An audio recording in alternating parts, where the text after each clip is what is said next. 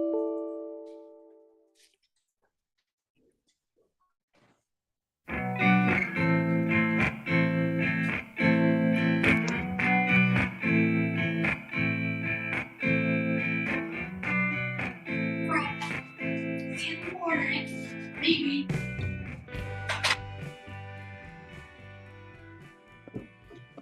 got the girls home, Lou, man?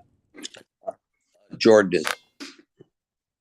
Hey, welcome to Instant Reaction, your Creighton Blue Jay post-game show, a product of the Blue Jay Banner Enterprise. Tim Kruger, along with Ross Ferrarini, Zach Weaver, joining you. Welcome to our YouTube channel. Thanks for joining us. Remember, it's very important for us, and it'll help us spread the word and have even more things we can do for you. Make sure you hit that subscribe button down below. We have a lot in store for you on the post game. Jays win, 96-61, and we're going to head right into Coach's Corner. Jeff Vanderloo, our good friend. Coach, thanks for joining us, buddy. Oh, I was glad to be here. Thanks for all you guys do. Well, make sure you tale of two games here, huh? You know, we got off a little slow start against St. Thomas, couldn't get things to fall tonight, even though we start off a little slow, energy a little slow down to the first 4 or 5 minutes, but then a few shots dropped and things took off. Yeah, there's no question about it. It was so weird because we came out and there was 3 turnovers there right away. And then I think we ended up the half with just 4 turnovers. So it was certainly good to see a few shots go in. Everybody put a smile on their face and relax a little bit and kind of show people what we could do. Yeah. Lou, I've got a question for you about the difference between North Dakota and St. Thomas. They're obviously in the same league, but certainly much different teams in their kind of style of play and some of the guys they have. Can you just give us kind of a brief overview of kind of what the differences you saw between the two programs? Well, first of all, I thought St. Thomas they made a bunch of shots on us. I mean, I actually thought our defense was pretty good, and they just made tons and tons of shots, and of course we didn't. I believe we were 20 maybe percent or 14% from 3, and tonight we come out from 3 and we're for the game we were 44. So I mean when you can go 12 for 27, make 12 threes, we'll be right there where we need to be most games with that. But as far as the two teams, I mean there's no question that St. Thomas in that particular game played very well, I thought, and gave us a struggle, and we maybe came out that game and didn't play quite to the level of intensity that we needed to. And I'm still not sure even after tonight that we're to the level of intensity that we need to come out ready to roll to go places where we'd all like to go. Well, it helps having the big guy get a little food in him, get a little rest. Right? Yeah. In the St. Thomas game, Ryan was not super active. He was fairly effective real early in the game, and then I think he really hadn't eaten almost 2 days. He had a little bit of toast and a little bit of oatmeal, and I called him the night before, and he said he was good, and then he threw up again that whole night. And then the next day he had a little oatmeal again. And he's like, I think I'm good. And then he tried to eat a little part of a pregame meal, so he really hadn't eaten almost 2 days. And we tried to certainly get him in and get him out so we didn't wear him out, but he just didn't have the energy that he had tonight. There's no question about that. So he goes 24-7 tonight, which is a good number, especially on 10 for 11 shooting. That's pretty phenomenal. Yeah, and I still think just watching him at certain points of the game, I still don't think he's way near 100% yet. Yeah, he was not, but he's certainly getting closer, and he's able to make big contributions. What about Lou? What about Ryan's backup, Fred King? He's a kid who's come off the bench. He oozes potential. Obviously, he turned the ball over a couple of times there, a few times in the second half. But gosh, he does some really nice things, especially for a kid his size. And quite honestly, my understanding is he hasn't been playing competitive basketball all that long, even. That's correct. I think he's been playing. They keep talking 4 or 5 years. that he's been playing actual, pretty competitive basketball. We got him from the NBA Academy, I believe, down in Mexico, and so his parents have been here for this week, and now they're going home tomorrow morning. So got to get him out here before it gets really cold. So he's from the Bahamas, but he comes out and plays 14 minutes. He gets 8 rebounds. He because he hasn't played tons. I always say that Frederick does the craziest great things you've ever seen, but sometimes he does the craziest bad things you ever seen too. And it's all part of him just learning and getting better. And the more playing time we can get him, the faster he will get better.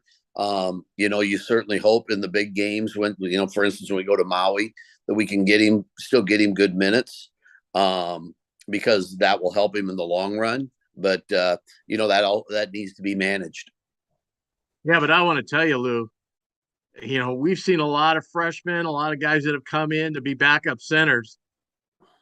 The biggest thing you see all the time, and I know you guys talk to about guys like that, is rushing. He's not rushed when he's in there. When he gets the ball down low, he takes his time. It's something Ryan had to go through. And then just his physical attributes just take over down there, and just a very nimble around the basket too for a big guy. Yeah, certainly. I mean, we've had 20 some NBA scouts in already, and that he's somebody they certainly look at, because he does some of he does things at practice. Some days you just go like, oh my God, you just see that. And we've been around a lot of good players, but he certainly oozes potential. Well, wait. Let's keep those NBA guys away from him just a little bit, okay? He's probably not need to be going this soon. Yeah, but certainly we expect really good things out of him. R2, I thought, controlled the game much better tonight as well. Didn't score in the first half, but had a lot of nice assists and was getting that pick and roll with Kalk going. And then the second half, he did his own scoring. Yeah, no doubt. I mean, he's 4 for 7, 1 for 4 from 3, which he'll shoot it better. He has shot it better at practice, but I just thought he played a much better game on the court, and spread the ball around, pushed the pace, and then he guarded. When he understands and gets down and guards, he's a pretty effective player. Do you worry that Art sees Baylor throw those 35-footers up, and now Art's going to want to try a few of those? You never know about Art, but when Art plays under control and gets down and plays off 2 feet, he's also a pretty effective player. There's no doubt about that. Lou, we've got 2 games under the belt for Baylor Shireman now, and God, he looks comfortable. I know you and I have talked privately about how much we love Baylor's game, and I think for people that are sort of basketball purists, he's as fun to watch as about anybody out there. Can you just give us kind of a broad overview of what Baylor's been like since the summer, and now that he's got 2 games under his belt?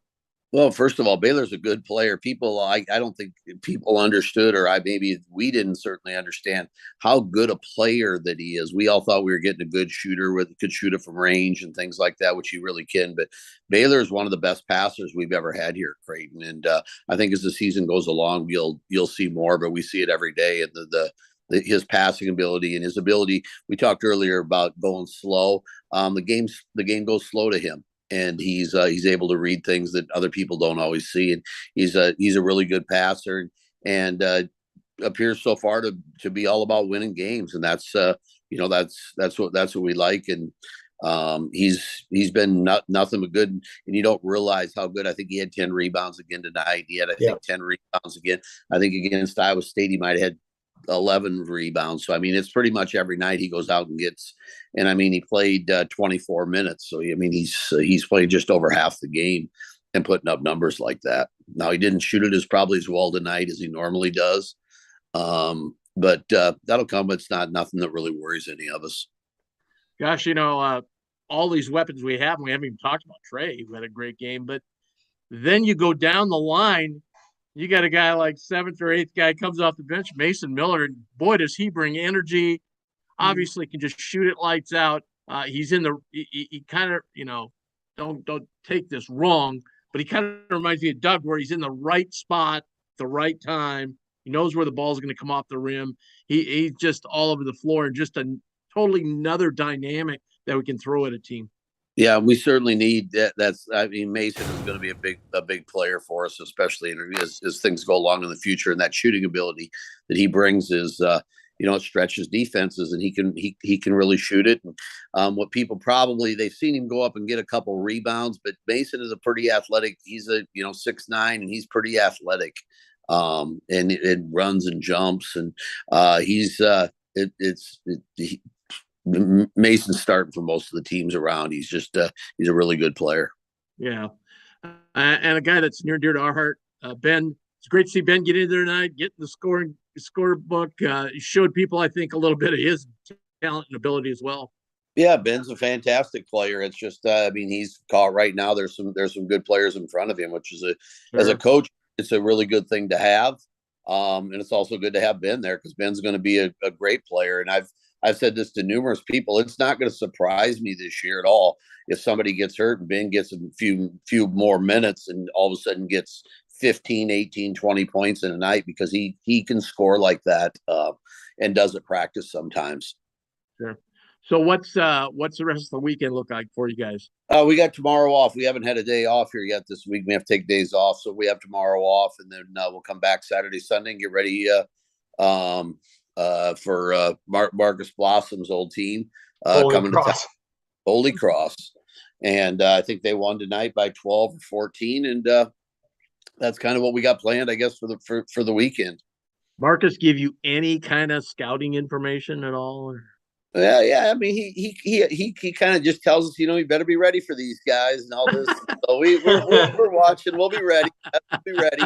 Well, he probably can't lose that game, or he'd never live it down, right? Yeah, no question about it. So they're coached by Brett Nelson. He used to be at Drake. Oh, sure. Was that Marquette? Florida. Marquette. Terrell Taylor shot. Yeah, he played at Florida with Mike Miller, Mason's father, and so they. So I mean, a lot of us know him a little bit through his Marquette days and his Drake days. So and he's been there for I think 2-3 years now. And then obviously we got a game Thursday. Then when do you guys head out to Maui? Friday or Saturday? The players are going to go on Friday just so they don't have the long. And then we're actually getting to Maui on Saturday. Oh, so you're sending out the players separately, or? Just a little. They're going to go to San Diego because we're going to fly with San Diego to Maui with San Diego State. Oh, okay. We're going to leave here, and so they can get a practice and stuff in. We're going to leave here Saturday morning, go pick up San Diego State and the 15 players in MAC, and then go to Maui because we won't be able to practice when we get to Maui.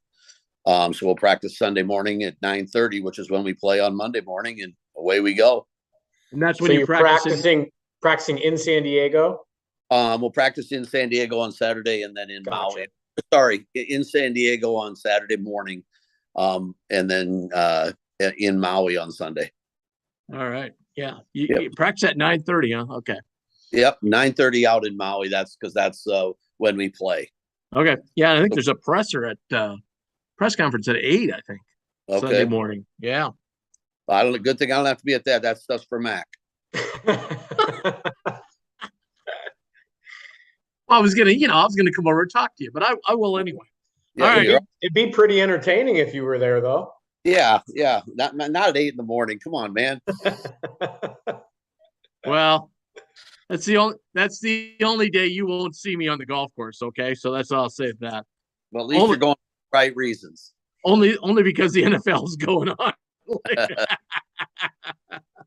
Hey, Lou, thanks so much for joining us. Really appreciate it. Congrats, and we'll see you Monday. All right. Thanks a lot. Good luck, fellas. All right. Thanks, you bet, Lou. Thanks. It's Jeff Vanderloo, assistant coach at Creighton, joining us here on Instant Reaction. By the way, we didn't have a chance to mention, so I'll mention our sponsors, Equitable Bank. We take banking personally, West Pacific Dental Group, and our new sponsor, Infusion Brewery. And tonight, I'm breaking it out after the big win. I'm breaking out the Let It Fly.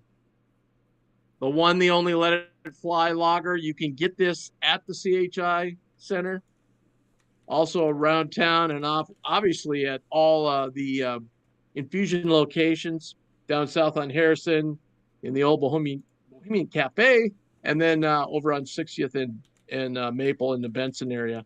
There it is. Let it fly. It's a good looking can.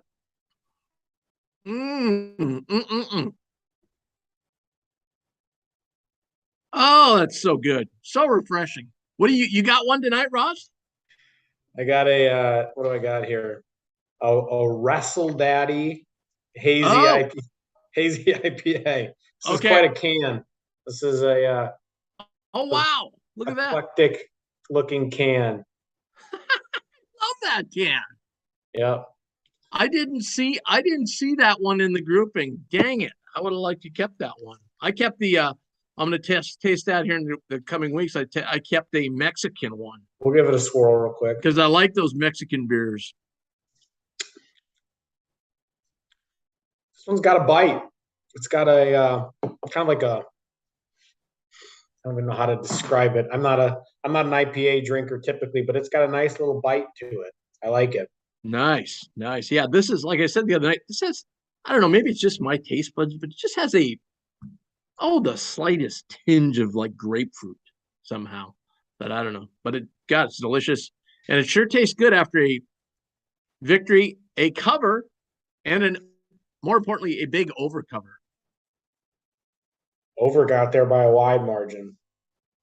I could not believe that when I saw it was 140. I jumped Tim, you seemed upset with me in the concourse, man.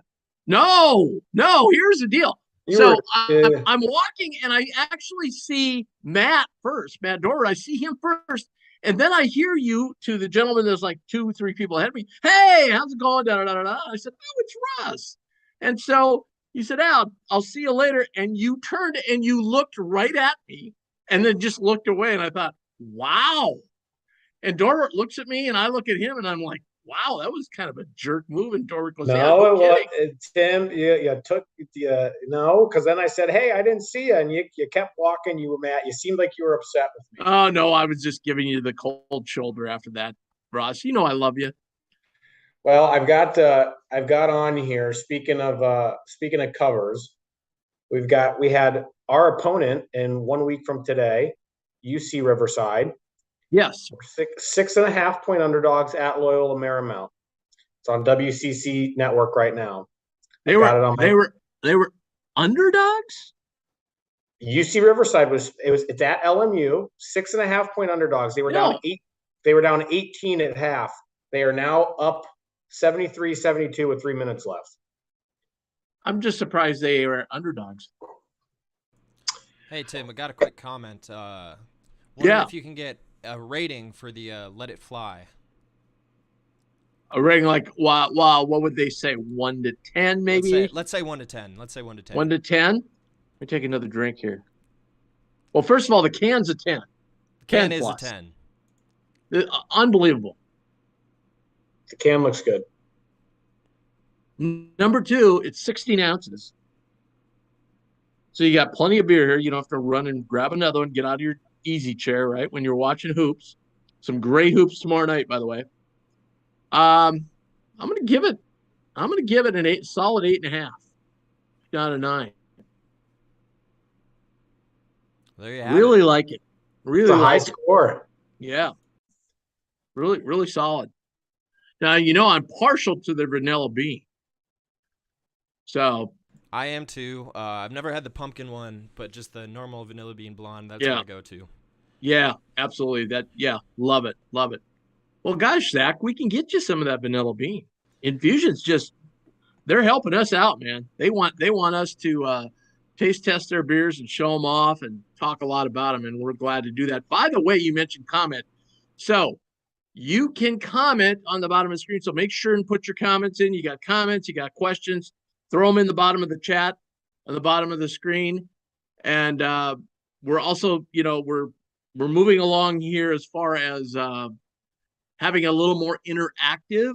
So we're moving in that direction, and we should have something along those lines on Monday. So be on the lookout for that. Also on this show, we will have either tonight or Monday, we will have another ticket giveaway, the very popular ticket giveaway. So let's talk about the game. I actually have the replay up on the tube right now. Right now we're up. Here's how quickly that happened too. And it's just how it happened when you were there. I turned a second ago. It was there. North Dakota was up 10-6. It's now 32-11. We were up. I mean, it was a snap of the finger because Trey hit those 2 threes in like, what, 6 seconds? Just totally blew the game open.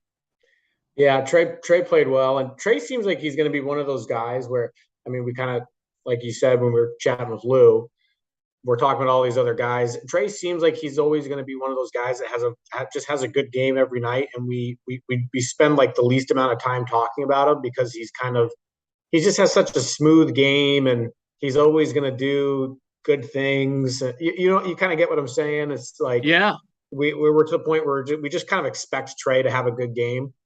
Yeah, I agree with you. Yeah, and now he's added that 3-point piece. Right. He didn't really have that last year. He was more of a mid-range guy, and we were so impressed with his mid-range game. This year, he's added that 3-point piece, which is that's going to be dangerous. I mean, tonight I think we really saw though how our depth is going to kill people. It just is. When you throw Fred in there, Mason, Farabello, I mean, geez, and Sharif. we're not even talking about. We haven't even talked about Sharif at all. Yeah. I mean, Sharif's still finding his footing. It was nice for him to get some more minutes tonight. Obviously, he would like to knock down a couple of outside shots, but I think that's going to come. He didn't really play at all last year, so he's still finding his footing. But once Sharif gets into a groove and we really kind of get a rotation that we feel everybody feels very comfortable with their minutes, I think you're right. I think this is a team that's deep, and it's going to have a wave off the bench that a lot of teams just don't have. Who am I missing? I'm missing somebody else. We have off the bench. Yeah, we got Sharif, Farabello, Mason Miller. That's 4, but we have someone else. Well, Stoltzberg came in as the 10th. Yeah. Okay, so that's 10. I was always thinking there was 11, but no, that's like the main 10. Oh, I think what I'm thinking is when John was before we redshirted John. Yeah, John. Yep. John's redshirting. He was in the mix, so to speak. So, but still, that's we had a couple walk-ons get on the board tonight. Yeah, I had to make you feel proud, Ross. Yeah, Xander Yates, the nice 3, and then Evan Young, freshman kid from Utah, with a layup towards the end there. You have a couple questions about the bench as well. All right. Thoughts on Fred King besides the turnovers, and then is Mason Miller the best player off the bench? I will go first. Fred King was just amazing. Yeah, I mean he got stuck a couple times at kind of the mid post area where he got the ball. He has a tendency. He does the right thing to get the ball above his head, to get the ball up, but he doesn't have the awareness of the players, where the players are around him. You know what I mean? Yep. So he kind of gets a little sloppy with it, and that's where he gets some of the turnovers. And I think that's where basically the 3 turnovers came. But I mean, people were oohing and ahhing in the crowd. I don't know where Zach and I were sitting. I mean, they just couldn't believe how efficient he was and how smooth he was down low. And he had that one nice reverse layup, and he just, gosh, and the way he went after the rebounds, it was just, wow. I was blown away with him tonight. Yeah, I mean, you can just kind of tell. I mean, he's a freshman, and he's obviously a big kid, but he's not quite, filled out and cut yet, like a full year and then a full summer with the weight room and strength and conditioning will do to him. I mean, I'm like foaming at the mouth at how good this kid can be. He kind of has that look about him too. And from what I hear from coaching staff, he's a great kid that wants to work. He kind of has that look about him that, like, I'm willing to just kind of take in everything they say and do it and get better. And I mean, that couldn't be a better quality to have. The other question about if Mason's been the best off the bench so far, I would say Farabello has. Farabello is he's just kind of such a cool customer. He's been around the block. He can knock down shots. He can handle the ball. He knows how to play. Knows how to space the floor. I feel most comfortable with Farabello off the bench so far. Yeah, absolutely. And thing about Farabella sneaky tonight is his defense. He's a much better defender than I thought he He's was a going really to be. good positional defender. Yeah, I thought he was going to be just a 3-point trick pony, and he's not. He's real good defender. He likes to take it to the hole. He had a pretty slick layup tonight. A little underhanded layup. But Mason, I just don't think, it's just kind of the way the game has flowed with Mason, and he is kind of backing up Art, so it's kind of like, he got to have Art on the floor too. You know what I mean? So, but I do think he's been mighty impressive off the bench, and man, when you give him any kind of time with his shot, it's down. Tim, if I don't know if you're probably not interested, but there's 7 seconds left in Riverside and LMU. Riverside's trying to win outright, and the kid buries it. They go up 2 with 1 second left. They were down 18 at half. Wow. Now, is that on Stadium? Is Stadium or is that in that route? Is that a route? I don't know. I thought wasn't Stadium involved some way with WCC Network? They were, but then like a lot of times when I look on Gonzaga when they're not on national TV, they're on that route net ROOT. Oh, yeah.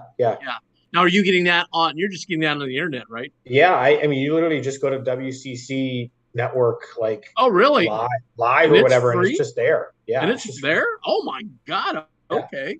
Yeah, it's great. Awesome.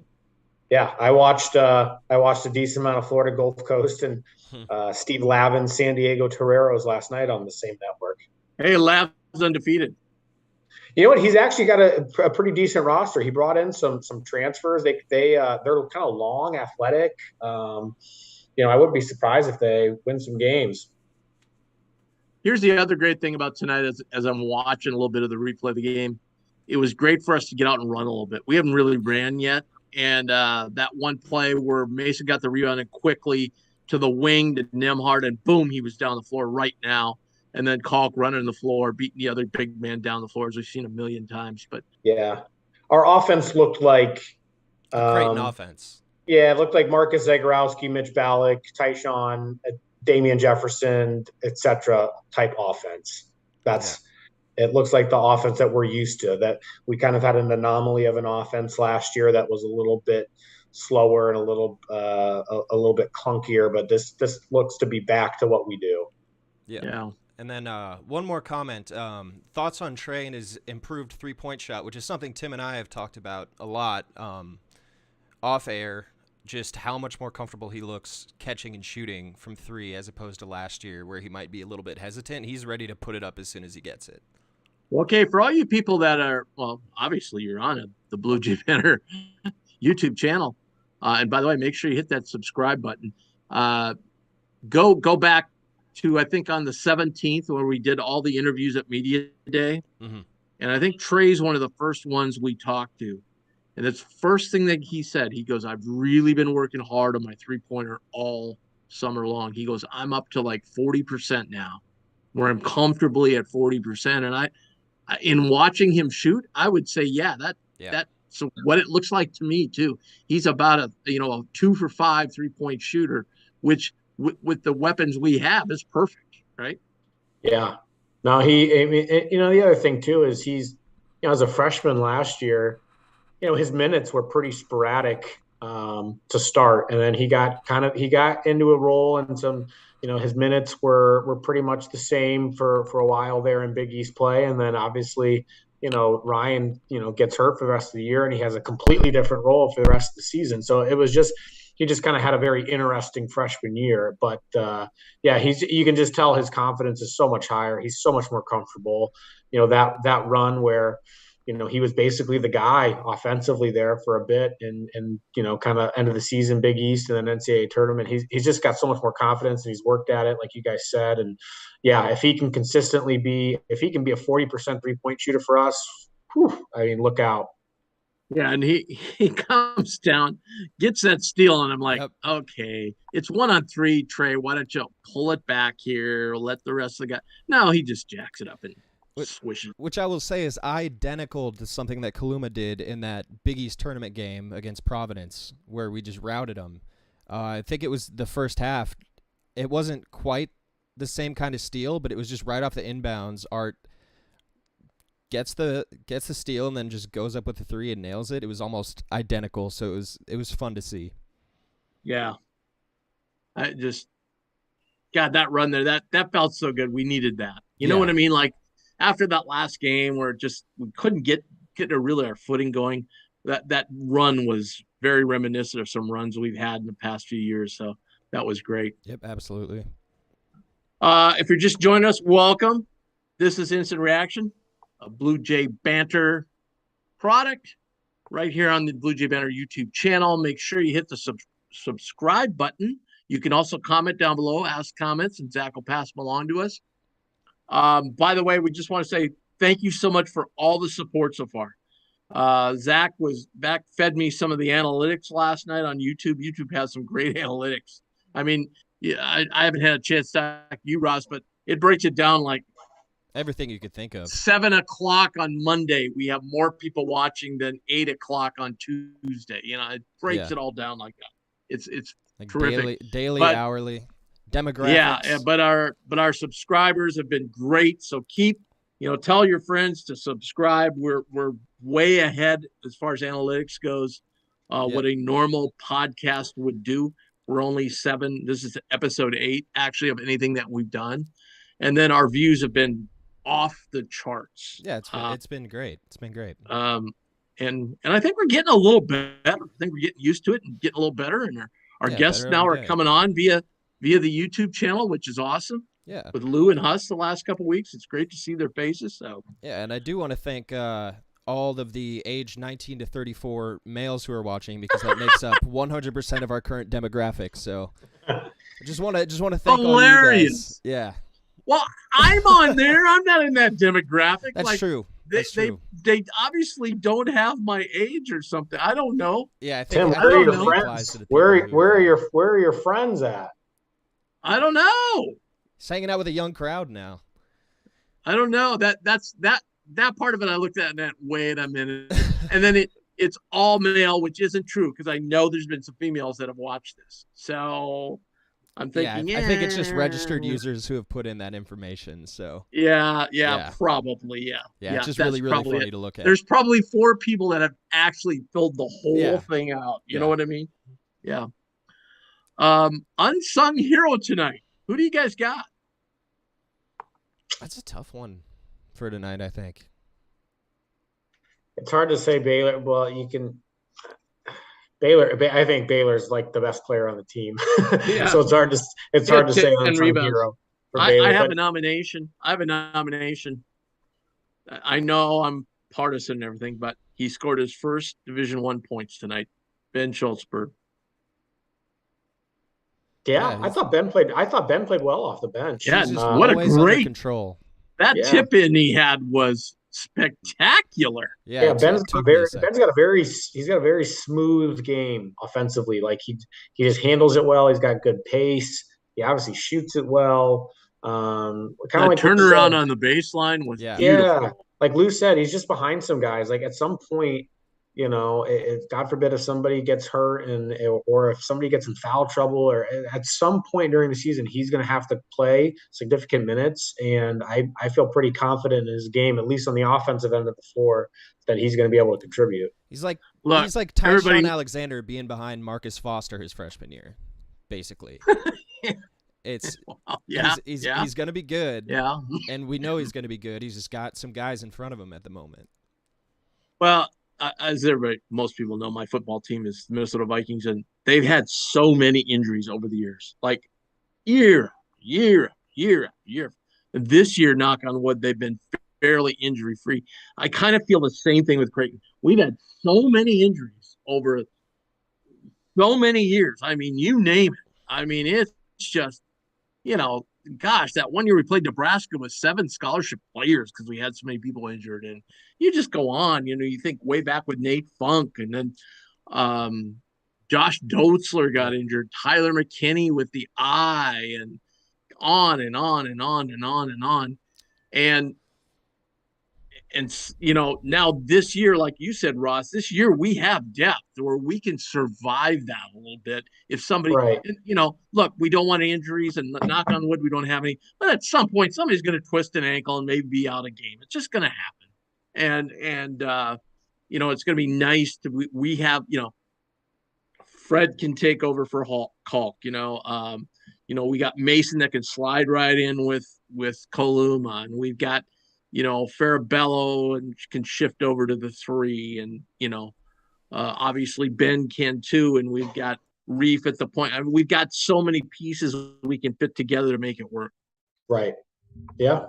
That's exciting. It's Russ, exciting how many big? So we'll give it to Ben. I'm sure it won't be his only unsung hero of the season. How many Big East teams have you seen? Any?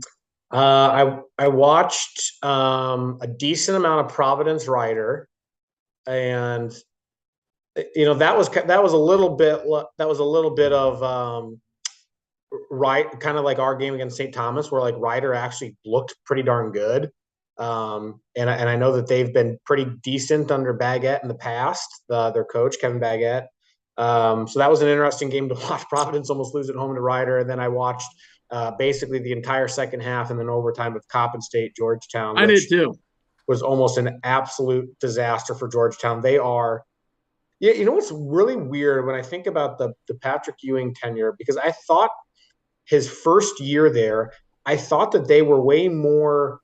I thought that they ran some good stuff, and I thought that they had some decent pieces, and I thought they were pretty well coached, and they are so undisciplined now. Their transition defense was awful.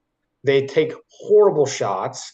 There is no rhyme or reason to anything that they do. It was really kind of alarming to watch. That was my takeaway from that game. Yeah, I saw some Villanova. I thought Villanova looked very good. I watched Villanova, LaSalle. It was like vintage Villanova. They were very physical with LaSalle. They shot the ball well. They were patient. It was vintage Villanova. I'm trying to think if I've seen anybody else. I didn't see any of Seton Hall. I haven't seen any Xavier yet. I've just seen Marquette score. Marquette blew out Central Michigan tonight. I saw DePaul struggled with Loyola Maryland, who then got blown out by Penn State tonight. Loyola Maryland did. Yeah, I saw that too. Yeah, I need to. I haven't seen much. I haven't seen any of UConn yet. I haven't seen any. Yeah, I need to. Yeah, really, the only teams I've seen in our league up close are us and those two we mentioned, Georgetown and then Providence. Like we said, intermittently, we're gonna like probably next Monday we're gonna really ramp up the calls, but we've got a few select ones tonight. And right up first, hey, is this Jerry? It is. Hey, Jerry, welcome to Instant Reaction. Thanks for calling. What do you got? Oh, I don't know. I was at the game, a lot better than Monday. I thought we shot the ball well, and you always look better when you shoot the ball well. But yeah, pretty smooth, entertaining game. We have a lot of weapons. I mean, unlike last year when we pretty much depended on Hawk, we had to have a good game from Hawk to have a chance to win. But I think with this team, you've got 4 guys who can really fill it up, so the defense can't really concentrate on one guy. So obviously, Hawk didn't have a good game on Monday, but he's healthier, I guess, tonight. And they chose to chase the ball outside, which the guys did a good job of getting the ball down low. So yeah, I want to bring up 2 points. Number one, that first point you made about we had to have Hawk have a good game or he might be in trouble. That's been kind of the theme looking back over the years. I mean, like with Mitt, we're like, oh God, if Mitch goes a 1 for 11 tonight, we could be in big trouble. I don't like that thought. Doesn't even enter my mind with this team. You know what I mean? Like, it doesn't even come up because I'm just like, somebody's going to pick it up and do it. You know what I mean? Exactly. And we've even got some guys off the bench that can help out this year too, which we really had nothing off the bench last year. Once you got by, I think, Trey. So, guys are having an off night or guys getting in foul trouble. You got some guys that can come in off the bench and help out. So, but yeah, it should be, entertaining. I just think, Creighton just doesn't have one guy you have to key on. Like I said, that's different from maybe other years where, we were forced to have one or two guys were forced to have good shooting games or we were going to be in trouble. And that's not going to be the case this year. And, that's key to having a top 15, top 10 team is being able to have, multiple guys who can score the basketball. So. Hey, Jerry, thanks so much for calling. We'll keep feeding you that phone number so you can keep calling and add something to the show. Thank you so much. What was your second point going to be, Tim? Oh, yes. Thanks for reminding me because I'm drinking this awesome infusion Let It Fly beer. I get distracted. Right. I said this to Zach during the game. Why in God's green earth did North Dakota think they could take it at Kalkbrenner? Don't know. It's what was their plan there? I mean, it wasn't a plan. It wasn't to dump it in and then beat it out. They had guys just going after him, and I'm like, you're not going to make a living doing that, dudes. And they, they kind of had a little bit of a lead. What was it, like 10-6? And they kept doing that. Kalk kept blocking their shots, and boom, we were out and running and getting transition and getting threes. I didn't understand that at all. Yeah, maybe they thought they could get him in foul trouble. I don't know. Maybe they thought they could, maybe drive in and get a couple cheap fouls and get him out of the game. But, well, they might have, and then they saw Frederick King, and they went, maybe not.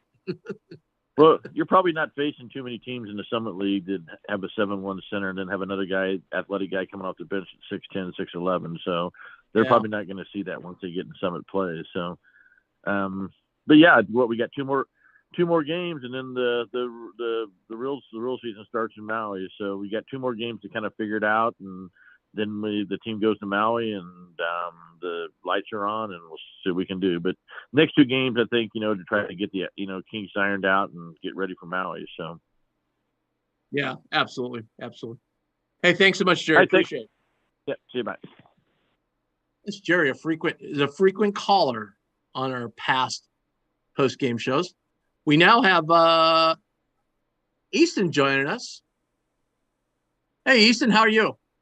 He's just getting connected now. Hey, Easton, how are you? Good. Can you hear me? Yeah, absolutely. Yeah, good. How you guys doing tonight? Doing all right. Yeah, I just wanted to say it was a good game tonight. Kind of what you expect when you play North Dakota, but kind of wanted to give a shout out to Mason Miller, Trey Alexander, and Kalkbrenner. I believe Kalkbrenner was like 9 of 10. I think I might be off there, but he was very efficient. I think he had a career high tonight. Am I correct? That's a good question. I heard he had a career high tonight on the broadcast. I'm not sure about what. Yeah. It wouldn't surprise me. Was it a career high? Which surprised me finished too. with 24 and 7. Yeah. Yeah, so that was great. So yeah, these next two games here should be pushovers and just take care of business and more like kind of performances like tonight. Just reassure that everything's going well and get ready for the Maui tournament and after that, like 27 games against power conference teams. So the real part of the schedule starts in about a week and a half here. So, but yeah, tonight was a nice bounce back from that first game. So, but that's all I got. By the way, Easton, you're absolutely right. He was 10 of 11 tonight. Yeah. So he was on a mission. You could tell he didn't have the flu. So yeah. Well, but, let's face it. He was 10 for 11, and if you added up the distance of his shots, you wouldn't have made it to the free throw line. Yeah, that too. And by the way, about free throw shooting has been really good this year so far. I think it's about 80%. Yeah. I don't know if I don't know if anybody, I think I said this once, but when I was at practice, interesting drill. So what they did was they'd line up everybody on the baseline and they would face the free throw line, right? And Mac would be out there and he'd just pick somebody randomly. That person had to go to the free throw line and make a free throw. They make it, great. They go back in the line. Mac picks somebody else. They come out, same, they just keep going. They miss, and they're all at that baseline, running to the other baseline and running back, and they have to make it back in, I think 30 seconds. And then that same guy who missed has to go to the line, with no rest, just go to the line, and he's got to make one. Misses it, they're off running again. So a little bit, all your peers are standing there watching you. First of all, there's that pressure. There's the pressure of everybody having to run. So it's kind of an interesting drill that he used to do that, and just picking guys randomly. And then he would at some point, pick a guy, and then he'd come back to that guy like 2 later, just, so the guy didn't think, oh, I'm done for the day, Yeah, I just remember a couple years back, the Sweet 16 team, their free throw shooting was kind of off. So it's just nice to see a team like this hit their shot to the line. So, but yeah, I just want to see kind of 2 more performances like this against lower level teams before Maui and before the real season begins. So, yeah, it was a really good night, really good performance by them. Hey, Easton, thanks for helping us out on this. Really appreciate it. We're just kind of getting our feet wet with the interaction with the fans, and you're willing to help us out. I really appreciate it, and we'll do that some more, okay? Yep. You guys have a good night. All right. Thank you. You too, man. All right. I like the feedback. Don't you guys? Yeah. Fantastic. It's like the call-in show, man. Yeah, and you know what else is nice? Our starting big can hit free throws, and our starting point guard can hit free throws. And when you have that, you have something. Because those 2 guys are the guys that are going to get fouled the most, in bonus situations and so forth. So I feel real good about this team being able to make a fair amount. We had some Valley refs out there. Mr. Potter was out there, my good friend. And who is the guy, the short ref? He's like the worst ref in the Big East. I don't pay any attention to the refs hardly. I know, that. but you saw him tonight, right? I paid 0 attention to the refs tonight. I one thought that the couldn't worst. tell you. that offensive foul on the Kalkbrenner post up. Was that the same guy, Tim? Yes. He was. Potter called the offensive foul on Nemhard now that time. I thought maybe that was a little questionable. Yeah, I didn't even see what happened. There was no replay of it. The one where he kicked it across to Baylor, right?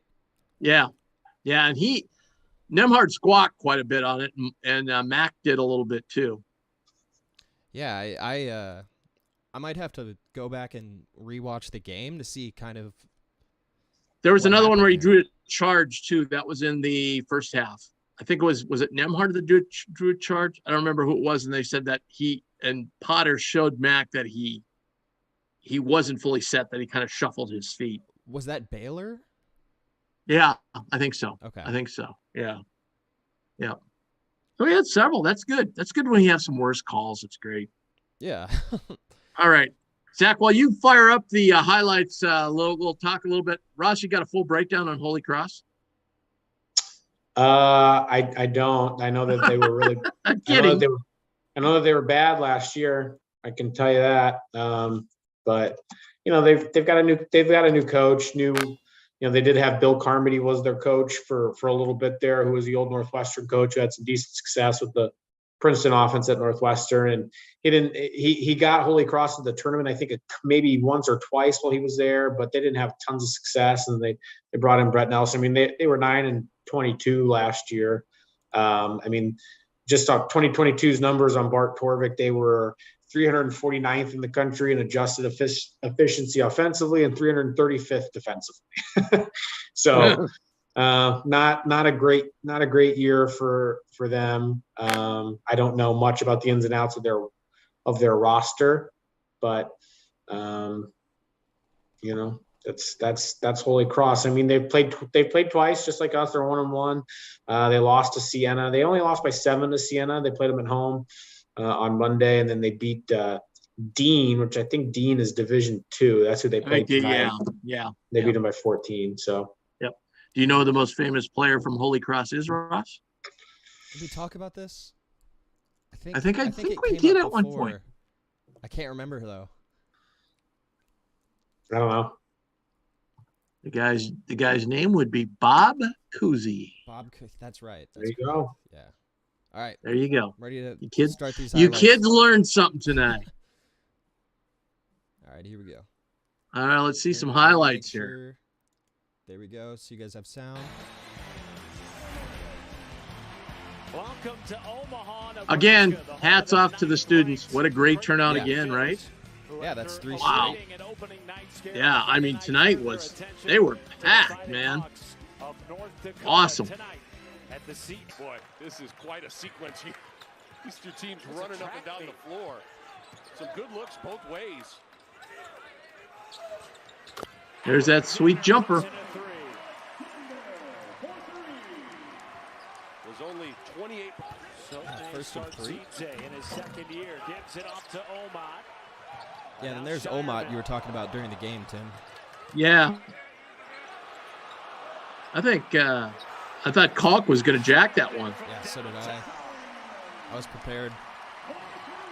Yeah, I thought Omot and Kaluma had a little tit for tat going on out there. They seem to be going at each other back and forth. Can recapture that defensive identity from a year ago. Kaluma hanging in the air, count it, and the foul. What a shot by the sophomore. Can score in a lot of different ways in that 3 to 5 foot range. Yep. Helps when you have the size and athleticism that he does. Yes, it does. And I think that was Kaluma there. But yeah. Fred had 2 offensive rebounds off of free throws. Yes, Fred did a great job. I mean, Fred was hustling out there. Fred was on the floor a couple times too. That's what impressed me. And that's what Tim and I saw Farabello doing in practice. It was every shot was just all I was so glad he hit that first one. That was big. Yeah, it was a get right shot. That was a nice little run there too. The first time since Big East realignment to win the conference this year.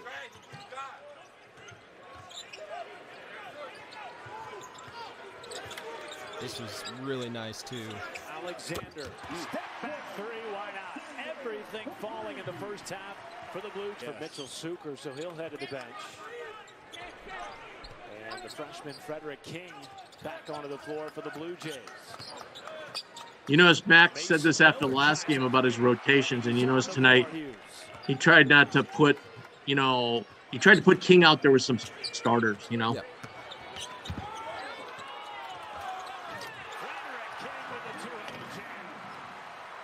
Yeah, that was pretty impressive too.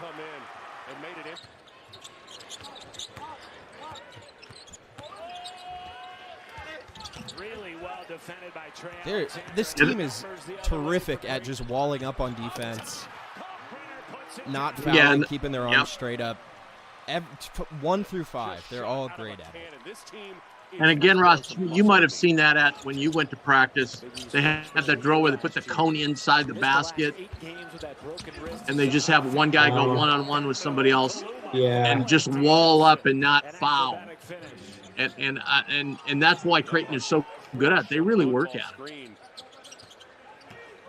3/4 court away from the basket. That opened up the opportunity for North. Hey, Zach, why don't you share, as we're watching Kaluma with that pump fake, why don't you share a little bit what you were telling me about the NBA scouts watching him? Yeah, so I was watching a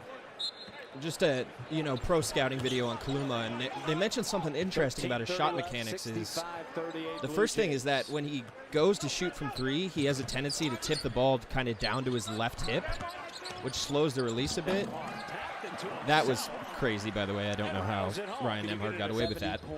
But he has a tendency to dip the ball down to his left hip when he shoots from outside.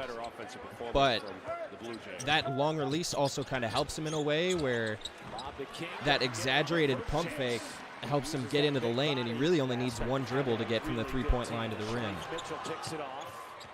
Tips it into the hands of Farabello.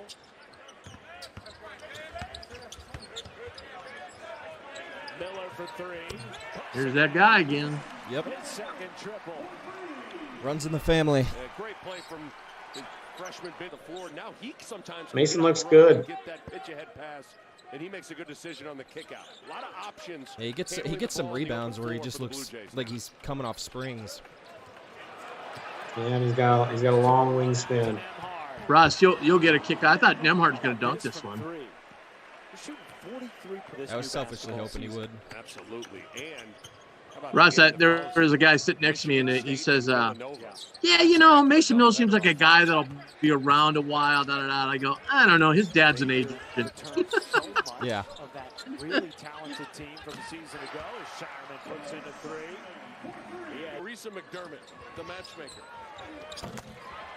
That's a throw out of bounds play. Yes. Sweet move by Ben. In the Maui Invitational, we're going to learn a lot about this team early. I want to see that putback. That Maui field is ridiculous. Yeah. San Diego State, Ohio State, Louisville, Arizona, Texas Tech, Creighton. It is. Okay, Nick, I wouldn't say Louisville is ridiculous. They're ridiculously bad.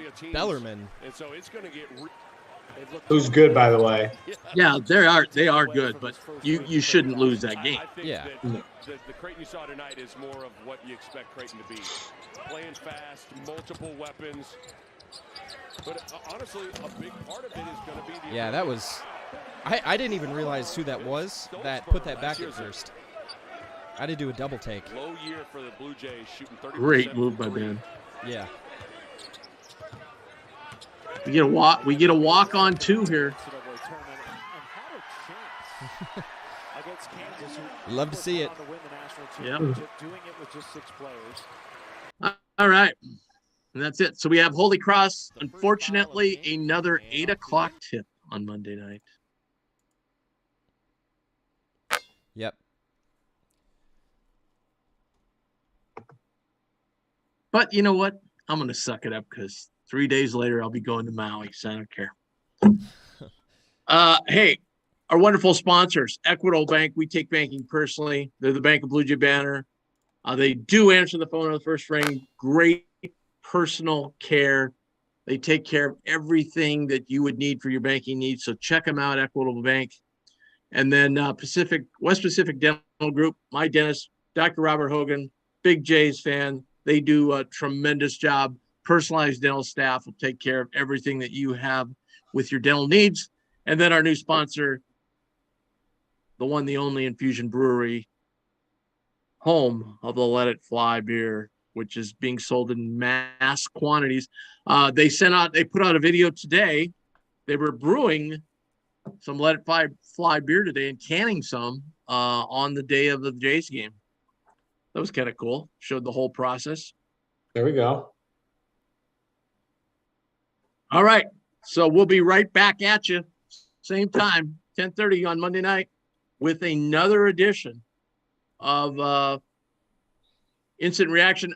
Because we haven't had a regular Blue Jay Banner show because there's been so many games, I just want to throw a couple things out. Volleyball team is off the charts. They're number 12 in the country right now. They're just rolling through the Big East, heading toward that big showdown with Marquette a week and a half from now. But let's talk about men's soccer. Yep. 6 goals against Seton Hall. They are in the finals of the Big East tournament. It's on 10:30 in the morning. I believe on FS2, is it not? I think it's on FS2. I think FS1 has football pregame on. I can get to the bottom of this right now. I can too. I'm pretty sure I saw it FS2, but I could be wrong. I've been wrong before. Believe it or not, I have been. Final 11:30 a.m., but it doesn't say if that's Eastern. No, it's 10:30 Central. 10:30 Central. Okay, yeah. But it's on FS. AM It's on the Deuce, right? FS2. It's on Fox Sports 1.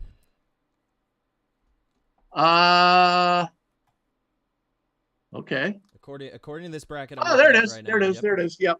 I was back an hour. I see it. Yep. So it is on FS1. Wow, that's pretty cool. Let they have the Big East Championship on FS1.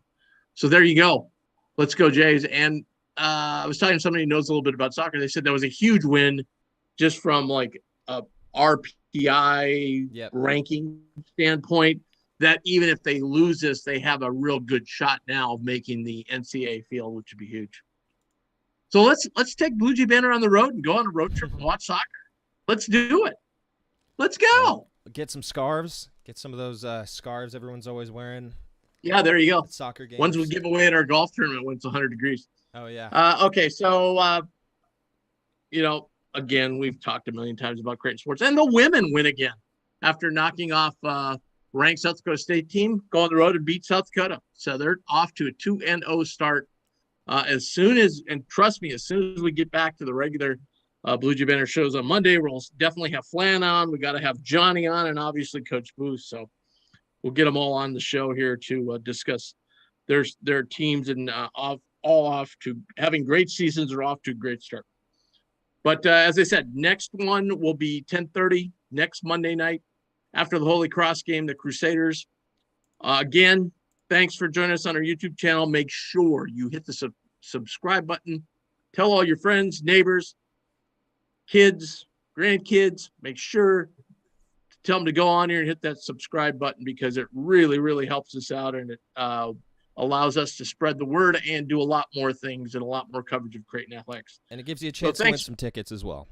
Absolutely. That'll be coming up next Monday night. So for Ross, for Zach, I want to thank Coach Lou. I'm Tim Kruger. See you Monday night.